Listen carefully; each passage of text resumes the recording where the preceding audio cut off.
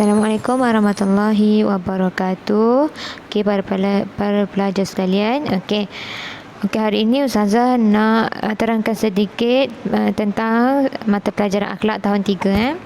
Okey, pelajar, Ustazah minta buka buka ibu akhlak tahun 3. Memandangkan kita tak dapat lagi buku teks, jadi kita guna ibu. Okey, minta pelajar buka sebab untuk rujukan lah, sebab kita Ustazah nak terangkan sikit tentang akhlak ni. Okey, kita terus pergi kepada isi kandungan. Ustazah nak bagi tahu sikit untuk mata pelajaran yang pertama ni. Okey, tengok ya isi kandungan tu. Okey, pelajaran pertama, adab menziarahi orang sakit. Okey, itu tajuk pertama yang kita akan belajar dalam akhlak tahun 3 ni. Okey, Ustazah terus pergi ke muka surat 1 ni. Okey, Ustazah akan terangkan sedikit lah ya tentang adab menziarahi orang sakit. Kita belajar tentang adab-adab dulu. Okey, nanti seterusnya kelas lain nanti kita akan belajar lebih lagi ya. Okey, kalau pelajar semua sudah bersedia, okey, Ustazah terangkan sedikit.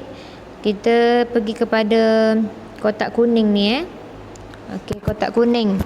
Okey, di akhir pembelajaran murid akan dapat, yang pertama tu menyebutkan adab-adab ketika menziarahi orang sakit.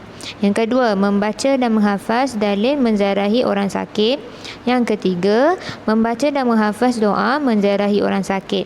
Yang keempat, menyatakan fadilat, maksudnya kelebihan. Okey, menyatakan fadilat beradab ketika menziarahi orang sakit. Yang kelima, menyatakan akibat tidak beradab ketika menziarahi orang sakit.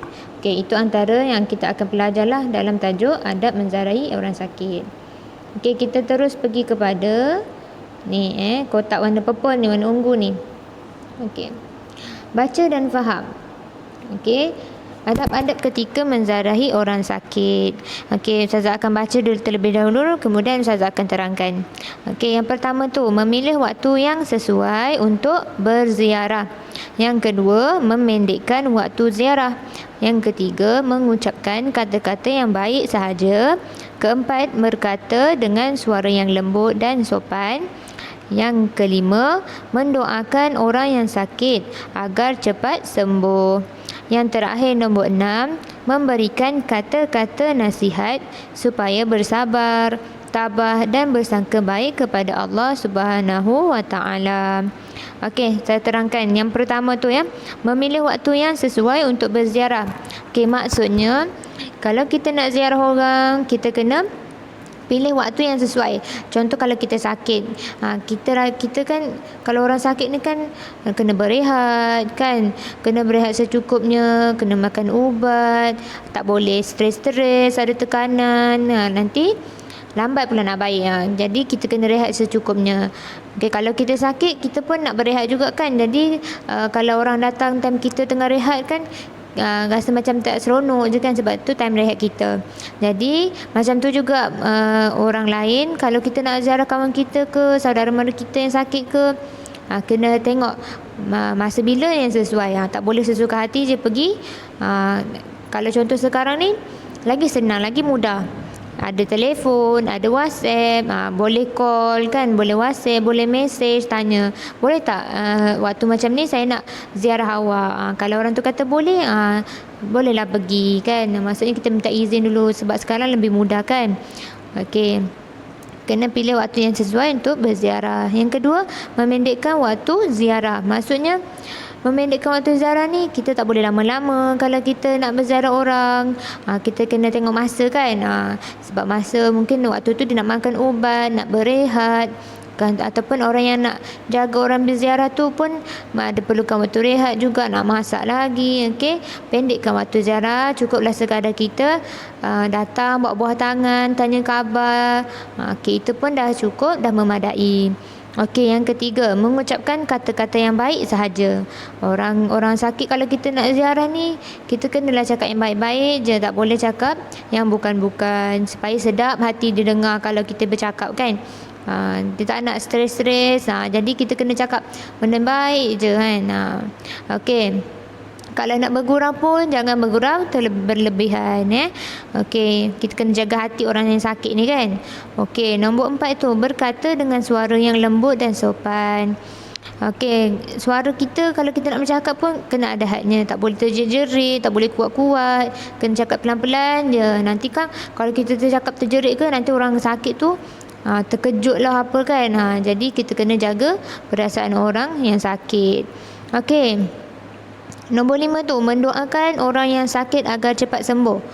Okey, itu yang terbaik lah. Kita datang bawa buah tangan, okey, kita cakap apakah, kita tanya apa khabar. Jadi kalau kita doakan orang yang sakit ni, kalau orang doakan kita pun kita rasa macam tenang je hati kan. Alhamdulillah ada orang doakan kan. Okey, jadi itulah perasaan orang yang sakit kan. Dia nak cepat sembuh, dia nak cepat sihat. Jadi boleh, kalau kawan-kawan korang pun boleh WhatsApp, boleh cakap-cakap dengan gembira kan. Kalau kita sakit, kalau rasa sakit kan tak bermaya kan. Jadi kita doakan kawan-kawan kita ke saudara mara kita yang sakit, yang kita, orang yang ziarah, yang kita nak ziarah tu, kita doakan cepat sembuh. Okey, mana tahu kan doa antara mana-mana doa kita termakbul untuk orang yang sakit tu kan. Jadi kita doakan orang yang sakit tu cepat sembuh. Okey, yang terakhir, memberikan kata-kata nasihat supaya bersabar, tabah dan bersangka baik kepada Allah Subhanahu Wa Taala.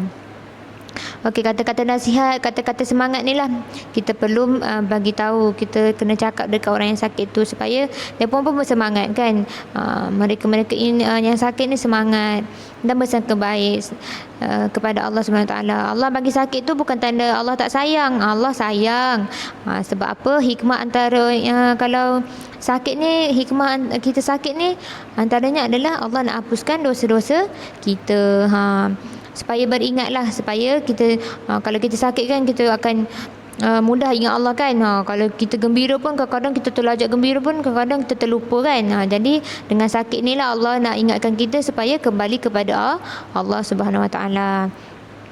Okey, istighfar, bersabar itu adalah orang-orang yang baiklah. Maksudnya kita kena cakap lah dekat orang yang sakit yang kita ziarah tu supaya bersabar. Moga hikmahnya di sebalik apa yang terjadi. Okey, itu dan saja adab-adab ketika menziarahi orang sakit. Okey, insya-Allah lain kali Ustazah akan terangkan yang lain pula. Okey, untuk hari ini kita belajar ini dahululah ya. Ini dulu. Okey. Sekian, Assalamualaikum warahmatullahi wabarakatuh.